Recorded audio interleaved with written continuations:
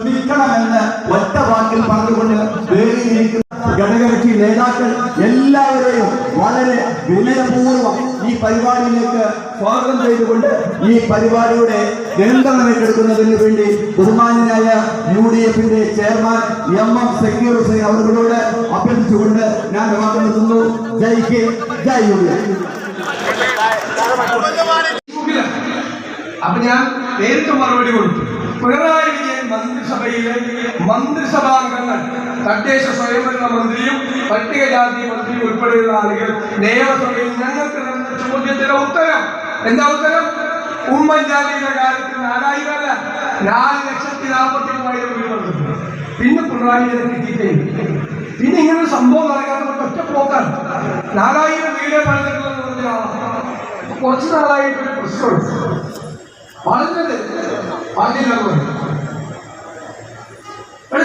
ജമാഅത്ത് ഇസ്ലാമിയുമായിട്ട് ഒരു കാലത്തും ബന്ധപ്പെട്ടില്ല. അപ്പൊ ഞാൻ പിറ്റേ ദിവസം ജമാഅത്ത് ഇസ്ലാമി LDF-നെ പിന്തുണച്ചതിനെ സ്വാഗതം ചെയ്തുകൊണ്ട് അദ്ദേഹം പാർട്ടി സെക്രട്ടറിയായപ്പോ പറഞ്ഞ വീഡിയോ ക്ലിപ്പ്. അപ്പൊ പിന്നെ ബാക്കി പറയാൻ പറ്റും? ഒരു ബന്ധമില്ല. പിന്നെ ഒരു ദിവസം പറയാം RSS-മായി ഒരു കാലത്തും ബന്ധപ്പെട്ടിട്ടില്ല. അപ്പൊ പിറ്റേ ദിവസം ഞാൻ വേറെ വീഡിയോ ക്ലിപ്പ് പണ്ട് പറഞ്ഞത് ചില കാര്യത്തിൽ പ്രവർത്തിച്ചിട്ടില്ല. ഞാൻ അവസരവാദം എന്ന് പറഞ്ഞത് ആ അവസരവാദത്തിന്റെ വീഡിയോ ക്ലിപ്പ് കാണിച്ചു കൊടുത്തു. എന്താക്കില്ല, മറുപടിയില്ല, ഒന്നിനും മറുപടിയില്ല. പിന്നെ പറഞ്ഞു 2013 ശ്രീ ഗണേഷ് കുമാർ ഉമ്മൻചാണ്ടി മന്ത്രിസഭയിൽ അംഗമായിട്ട് ഒരു ആരോപണമുണ്ട്. ആരോപണത്തിന്റെ പേര് ഗണേഷ് കുമാറിനെ മന്ത്രിസഭയിൽ നിന്ന് ചവിട്ടി പുറത്താക്കണം. ഉമ്മൻചാണ്ടിയെ ചവിട്ടി പുറത്താക്കുന്നില്ല, വിളിച്ച് രാജിക്കത്ത് എഴുതി വെച്ചു. ഇപ്പൊ അതിനേക്കാൾ ഗുരുതരമായ ആരോപണം ഗണേഷ് കുമാറിനെതിരെ വന്നു. ഞാൻ പറയില്ല, ഇറങ്ങിയിരിക്കുന്നു. ഞാൻ മുന്നിൽ അപ്പൊ പിണറായി വിജയൻ പിറ്റേ ദിവസം രാവിലെ ചവിട്ടി പുറത്താക്കുമെന്ന് വിചാരിച്ച് ഞാൻ രാവിലെ എഴുന്നേറ്റപ്പോ പിണറായി വിജയൻ പറയും അത് കുടുംബ പ്രശ്നമാണ്. അപ്പൊ ഇരട്ട ചങ്കങ്ങൾ വിളിക്കുന്ന ഇരട്ട താപ്പങ്ങളുണ്ട്. ഇരട്ട താപ്പല്ലേ? ഇരട്ട താപ്പം. അപ്പൊ ഈ 2013 ദേശാഭിമാനി CPM-ന്റെ പത്രം എഴുതിയ എഡിറ്റോറിയൽ എന്താ? കടലും. അപ്പൊ ഞാൻ വായിച്ചു നോക്കി. എന്താ എഴുതിയിരിക്കുന്നറിയാം? ഇവരെയൊക്കെ ഈ ഗണേഷ് കുമാറിനെയൊക്കെ ചുമന്നുകൊണ്ട് കടൽ പോലും നടക്കും. അപ്പൊ ഇപ്പൊ എവിടെയൊക്കെ നടന്നു? ഇതാണ് ഒരു കാലത്ത് ഒന്ന് പറയുക, പിന്നെ വേറൊന്ന് പറയുക. അപ്പൊ ഞാൻ പറഞ്ഞു 1977 RSS-ന്റെ പിന്തുണയോടുകൂടി ജയിച്ചു വന്നാണല്ലേ. അമ്മ ഉണ്ടാക്കില്ല, മറുപടിയില്ല. അത് പിണറായി വിജയൻ. ഇത് നമുക്ക് മതേതരത്വത്തിന് ക്ലാസ് എടുക്കാൻ പറ്റില്ല. അപ്പൊ 1977 മാർച്ച് 4-ാം തീയതിയിലെ ദേശാഭിമാനി പത്രത്തിലില്ലെങ്കിലോ നിങ്ങൾ ഇതൊക്കെ എനിക്ക് കിട്ടിയെന്ന് ചോദിക്കരുത്. അവര് ഇന്നലെ വെല്ലുവിളിച്ചു. അവര് പറയട്ടല്ല, 1977 മാർച്ച് 4-ാം തീയതിയിലെ ദേശാഭിമാനി പത്രത്തിൽ എഴുതിയേക്കാണ്. ഈ BJP വരുന്നതിന് മുമ്പ് ജനസംഘമാണ്. അറിയാലോ, ജനസംഘം വർഗീയ പാർട്ടിയാണ് കേട്ടോ. ദേശാഭിമാനി പത്രത്തിൽ വർഗീയ പാർട്ടിയാണ്. അവർ ന്യൂനപക്ഷ വിരുദ്ധരുമല്ല. അതൊക്കെ ഈ കോൺഗ്രസ്സുകാരൻ മനഃപൂർവ്വം അവരുടെ തലയിൽ കെട്ടിവെക്കുന്നതാണ്. എന്നിട്ട് ആ ജനസംഘത്തിന്റെ RSS-ന്റെ പിന്തുണയോടുകൂടി ജയിച്ചു. അപ്പൊ ഇവർക്ക് എന്തുവാകാം? എങ്ങനെ പറയാം? വികസനത്തെ കുറിച്ച് ചർച്ച ചെയ്യുന്നില്ല. അതാണ് അടുത്ത ഡയലോഗ്. ഞാൻ പറഞ്ഞു നമുക്ക് ചർച്ചയാകാം. നിങ്ങൾ എന്താ ചെയ്യുന്നത്? വിഴിഞ്ഞം തുറമുഖം ഞങ്ങൾ കൊണ്ടുപോകും. വിഴിഞ്ഞം തുറമുഖം ആരാ കൊണ്ടുപോകുന്നത്? ഉമ്മൻചാണ്ടി സർക്കാർ അല്ലെ? ഉമ്മൻചാണ്ടി സർക്കാർ കർക്കലിട്ട് സ്ഥലമന്ത്രിയിൽ പണി തുടങ്ങി. അന്ന് ഈ പിണറായി വിജയൻ പാർട്ടി സെക്രട്ടറി എന്താ പറയുന്നത്? അയ്യോ, ഇത് 6000 കോടി രൂപയുടെ റിയൽ എസ്റ്റേറ്റ് തട്ടിപ്പാണ്. അപ്പൊ ദേശാഭിമാനി പത്രത്തിന്റെ ഫ്രണ്ടിൽ കടൽ കൊള്ളാം. ഇപ്പൊ അത് പൂർത്തിയാക്കി. അപ്പൊ ഇത് 6000 കോടി രൂപയുടെ റിയൽ എസ്റ്റേറ്റ് ആണെന്ന് പറഞ്ഞ ആള് പിണറായി വിജയൻ ഞാൻ ഇതിന്റെ തുറമുഖം കൊണ്ടുവന്നു. 8 കാലം മുമ്പ് ഇതിനേക്കാൾ 8 കാലം മുമ്പ് വൈക്കം മുഹമ്മദ് ബഷീറിന്റെ ഒരു കഥാപാത്രമുണ്ട്. പുള്ളി എന്ത് പറഞ്ഞാലും അപ്പൊ അതിന്റെ പിതൃപ്പേജ്. അപ്പൊ ഒരു ദിവസം ഒരു സുപ്രഭാതത്തിൽ ഒരു വാർത്ത വന്നു, മനക്കലെ പാൽക്കുട്ടി പ്രസവിച്ചു. ഉടനെ തന്നെ മമ്മൂഞ്ഞ് പറഞ്ഞു അന്ന് അതിന്റെ തന്ന ഞാനാണ്. പക്ഷെ മമ്മൂഞ്ഞിന് അറിയില്ലായിരുന്നു മനക്കല പാൽക്കുട്ടി എന്ന് പറയുന്നത് ബിരിയാണിയാണ്. ബിരിയാണി ആനക്കുട്ടിയാണ് പ്രസവിച്ചത്. 8 കാലം മമ്മൂഞ്ഞിന് പറ്റിയതുപോലെ കയറി ക്ലെയിം ചെയ്യാം. പിന്നെ പറയാം GAIL pipeline, gas pipeline ഞങ്ങൾ പൂർത്തിയാക്കി. എന്നാൽ നമ്മുടെ കാലത്ത് ഗെയിൽ പൈപ്പ് ലൈൻ ഇടുന്ന സമയത്ത് ഒരു CPM സമരം എന്നിട്ട് പറഞ്ഞു, നിങ്ങൾ സൂക്ഷിക്കണം, ഗ്യാസ് ആണിത്, ഇത് ഭൂമിക്കടിയിൽ ഒളിപ്പിച്ചു വച്ചിരിക്കുന്ന ബോംബാണ് എന്ന് സമരം നടത്തി. സമരത്തിൽ പ്രസംഗിച്ച നേതാവും ഇപ്പൊ ഈ മന്ത്രിസഭയിലെ വ്യവസായ മന്ത്രിയാണ് നീരാജി. ഭൂമിക്കടിയിൽ ഒളിപ്പിച്ചത് ബോംബാണ് നമ്മുടെ കാലത്ത്. ഇപ്പൊ പറയാം ഞങ്ങൾ പൂർത്തിയാക്കി.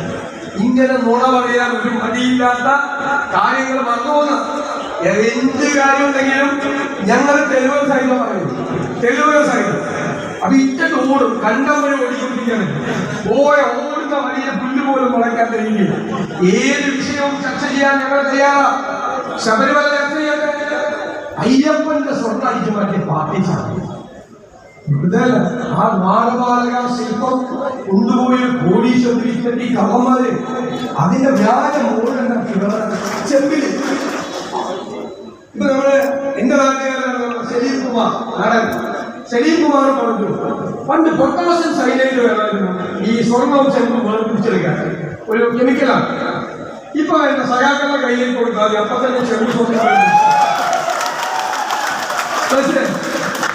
പോലത്തെ സ്വർണ്ണക്കള്ളന്മാർ. എന്നിട്ട് വലിയ നേതാക്കന്മാർ ജയിലുണ്ട്.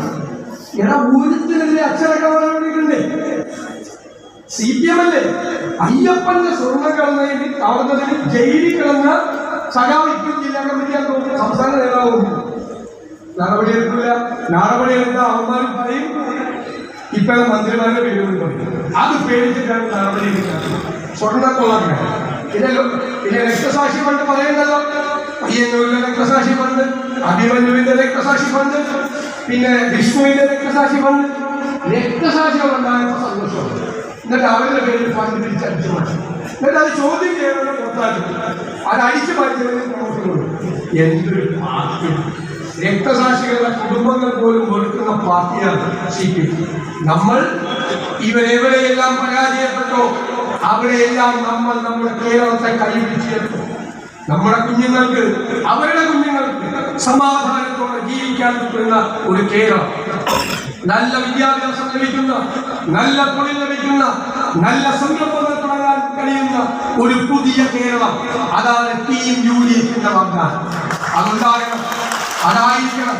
അതിനു വേണ്ടിയിട്ടുള്ള വലിയ ഈ പോരാട്ടത്തിൽ 100-ലധികം സീറ്റുമായി കേരളത്തിൽ ടീം UDF അധികാരത്തിലേക്ക് തിരിച്ചു വരുമ്പോൾ ഞാൻ പറഞ്ഞിട്ടുള്ളത് എന്റെ ജില്ലയായ എറണാകുളം ജില്ല 14 സീറ്റ് മേടിക്കുന്നു.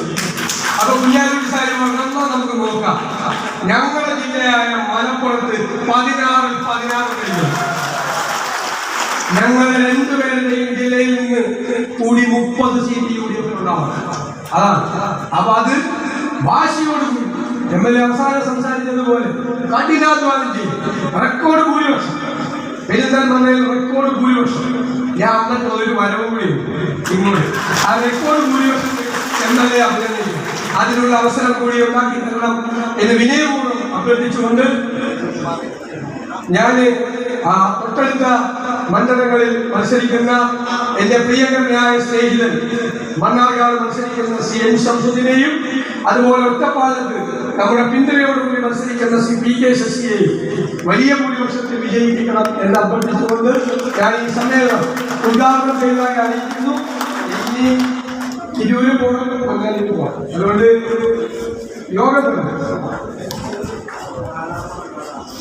പ്രിയപ്പെട്ടവരെ, ഹാരാർപ്പണങ്ങൾ തുടരും. അതേപോലെ തന്നെ നമ്മുടെ പ്രിയപ്പെട്ട TV ചാനലുകളും അതുപോലെ തന്നെ പത്രങ്ങളിലുമൊക്കെ വൈറലായി മാറിയ ലുലു താഴേക്കോട് വരച്ച ഒരു ബഹുമാന്യനായിട്ടുള്ള പ്രതിപക്ഷ നേതാവ് കൊച്ചനുജന്മാർ, UDFന്റെ പ്രവർത്തകർ ആയിരക്കണക്ക് ബൈക്കുകളുമായി നമ്മുടെ നേതാവിനെ എതിരേറ്റുള്ള റോഡ് ഷോ ഇവിടെ നടത്തിയത്.